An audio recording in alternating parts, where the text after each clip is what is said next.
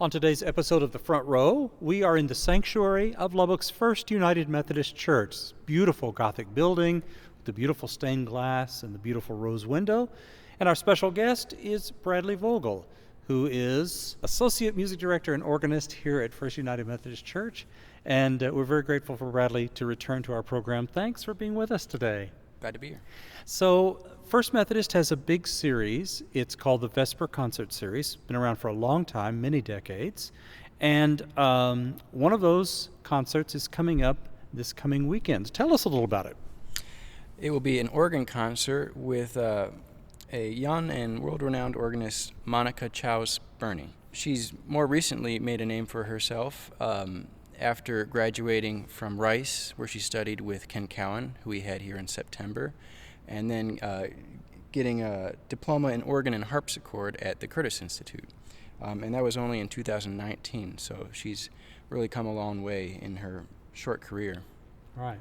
And is she doing only solo performances, or is she based somewhere? What is that? She is the director of music at St. Paul's Parish in Washington, D.C. Okay, so she has a place to sort of base and then go out and do concerts like the Vesper Concert Series here. Yep. Great. How did you get on to her? Well, one of our congregants, Ralph Tamper, who's an organist himself, actually knows her. And so he recommended her, and we're really excited about that. And obviously we have the connection through Ken Cowan as well. Right. Great. Well, for an organ concert, you have to have an organ in a beautiful setting, beautiful building appropriate for it, which we certainly have here. And the organ that's here is a fabulous instrument, and it's still relatively new. Tell us a little bit about the organ here, and what is it like to purchase an organ and have it installed and designed for this space? That has to be a very complicated thing. Oh yes, it takes a lot of planning, and thankfully I wasn't here when all of that happened at FUMC. I came right after it was completed, so I was really lucky just to step into that. But it was completed in 2021, and it's built in the style of an English Romantic organ, which is very suitable for a room like this, a big room like this, and also for accompanying a choir. And it does that extremely well. But as far as purchasing an organ goes, you have to first get it approved by whatever church or area you're putting it in, and then typically you put together a list of organ builders, and people like Sun Wan, when he was here, he would travel around the country to listen to various organs to get an idea of what builder they wanted to use. And they had a short list of Laterno and I think Reuters, and ended up going with Laterno. And then Laterno took over from there and designed everything we see now. They reused some of the old pipework from the Moeller, but I think about 99% of it is brand new. And that was the previous instrument that was here by MP Moeller, right? Right. Okay. So an organ, you don't go to Walmart and buy an organ in a box, pre-made.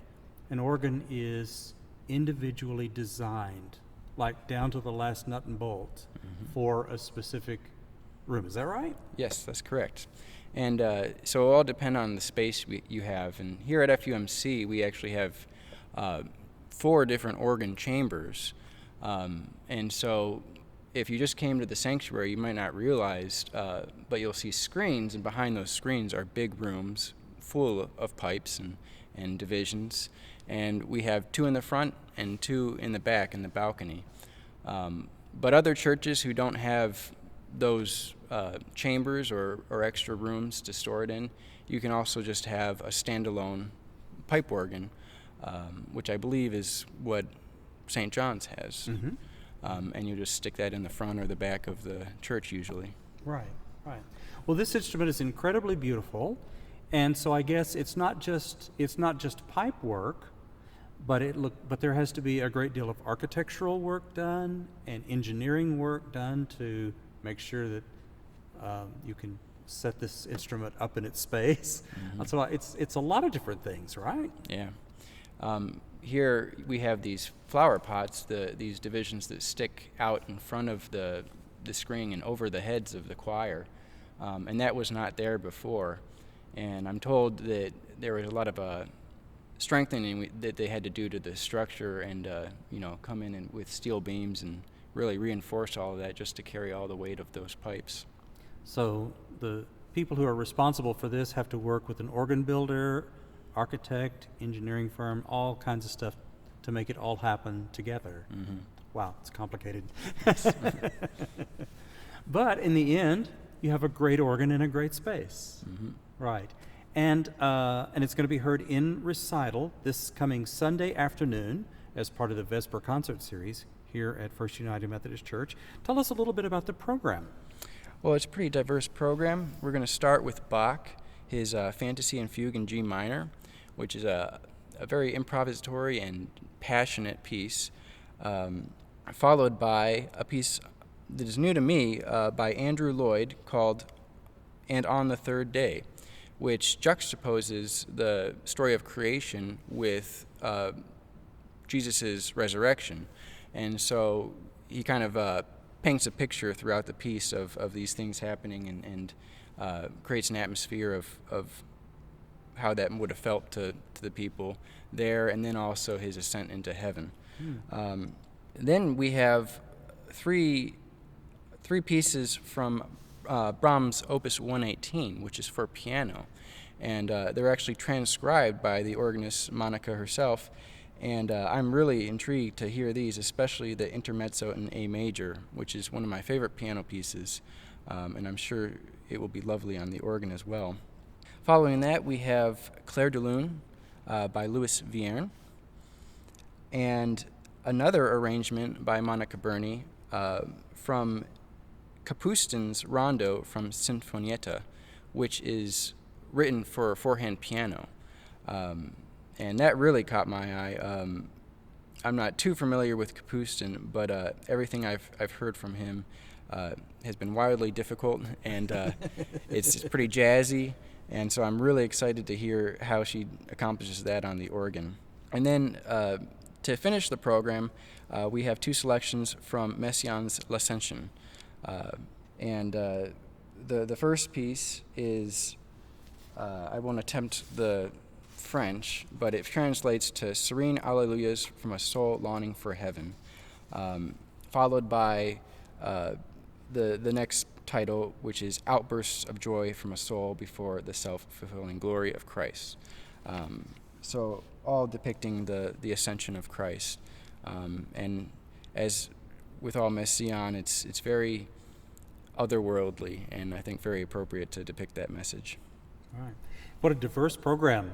That'll be great. Something for everybody. Mm-hmm. Yeah. Like you, I've always been intrigued by the music of Messiaen. It's really, for me, a lot of it is incredibly mystical, Mm-hmm. and your otherworldly, I think, is a perfect adjective for that. An incredibly devout man, Mm-hmm. and highly moved by the church and music for the church, and he wrote music that is really unique, Mm-hmm. and spellbinding in a way. I can't wait to hear it. Mm-hmm. It's gonna be great. All right, tell us once more the details of the concert coming up this weekend. The concert will be this Sunday, January 19th at 5 p.m. in our sanctuary. We will hear from Monica Berney. All right, great. And people can just come? Mm-hmm. It's just free and open to the public? Great, exactly.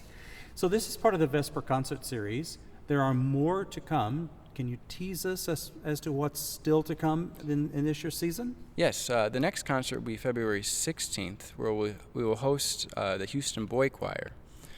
So it's something very different than what we've done in the recent past, and I'm really excited to showcase, especially to the Lubbock community, what a youth choir can do.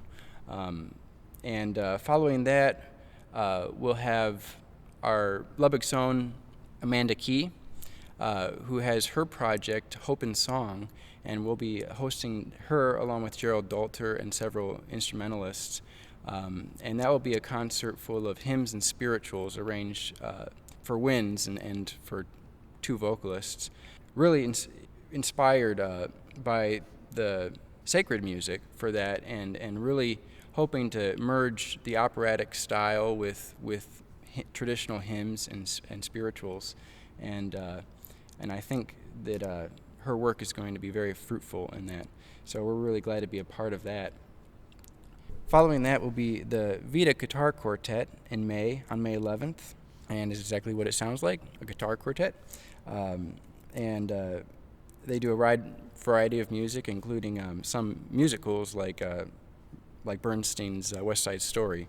So that should be a fun concert. And then to conclude the series, as always, is our patriotic concert, which is always July 2nd at 6:30. And that will feature our own chancel choir with the Lubbock Concert Band. Great. Not only a diverse concert this weekend, but a diverse concert series. All kinds of great music. Our guest today, Bradley Vogel, who is here at First United Methodist Church. Thank you once again for being our guest on the program today. Thank you.